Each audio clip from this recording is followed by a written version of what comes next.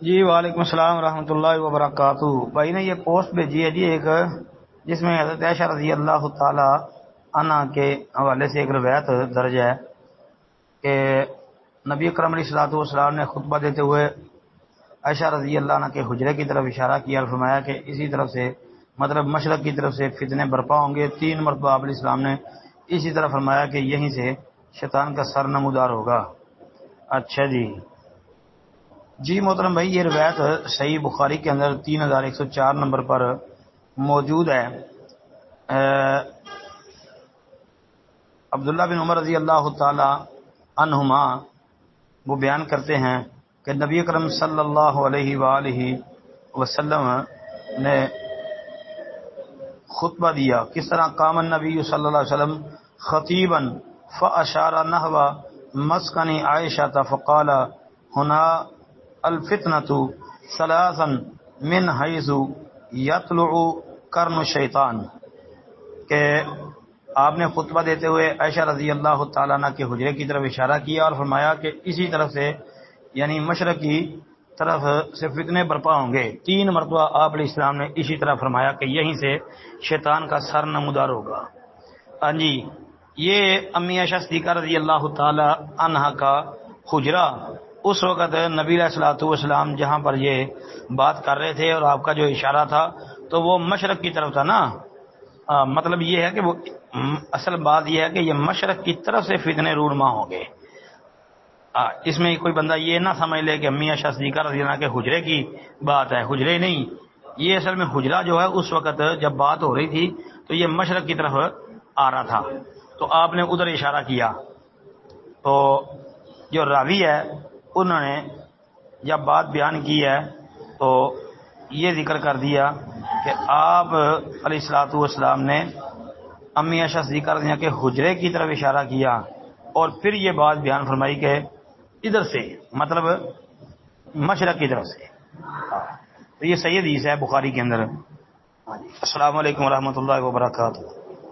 وعلیکم السلام ورحمۃ اللہ وبرکاتہ. محترم بھائی نے یہ پوسٹ بھیجی ہے جی، اللہ تعالیٰ سے ذکر کی توفیق مانگتے رہیے. معاذ بن جبل رضی اللہ عنہ بیان کرتے ہیں کہ رسول اللہ صلی اللہ علیہ وسلم نے فرمایا، یا معاذ واللہ انی لاحبک واللہ انی لاحبک فقال اوصیک یا معاذ او کما قال. یہ بھائی جو روایت ہے اس کا ترجمہ بھی نیچے لکھا کہ اے معاذ، قسم اللہ کی مجھے تم سے محبت ہے. پھر فرمایا، اے معاذ میں تمہیں وصیت کرتا ہوں کہ کسی نماز کے بعد یہ دعا ہرگز ترک نہ کرنا، اللہم اعنی علی ذکرک و شکرک و حسن عبادتک. اے اللہ اپنا ذکر کرنے، شکر کرنے اور بہترین انداز میں اپنی عبادت کرنے میں میری مدد فرما. جی کہتے ہیں جی اس کی تحقیق درکار ہے. جی سند صحیح ہے اس کی. جی یہ روایت سندن صحیح ہے اور یہ سنن نبی داود کے علاوہ کئی کتابوں میں یہ آتی ہے. مطلب عمل الیوم واللیلہ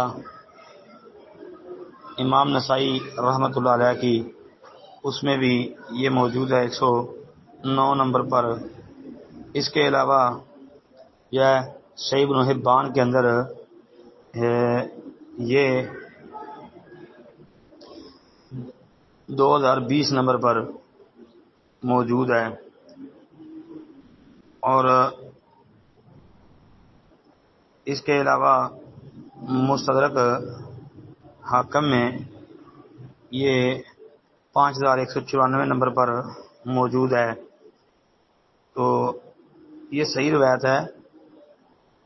امام ابن حبان رحمۃ اللہ علیہ اور امام حاکم رحمۃ اللہ علیہ، اسی طرح امام ذہبی نے حاکم کے فیصلے سے موافقت کی ہے. تو امام حاکم رحمۃ اللہ علیہ، ذہبی، ابن حبان، اسی طرح جو ہے امام ابن خزیمہ رحمۃ اللہ علیہ نے صحیح میں اس کو درج کیا ہے. تو ان کے نزدیک یہ روایت صحیح ہے. جی ابن حبان، حاکم، ذہبی اور ابن خزیمہ انہوں نے اس کو صحیح قرار دیا ہے. اس کے علاوہ یہ روایت طبرانی وغیرہ کے اندر بھی موجود ہے. ثابت ہے جی، اس کو پڑھنا چاہیے۔ السلام علیکم ورحمۃ اللہ۔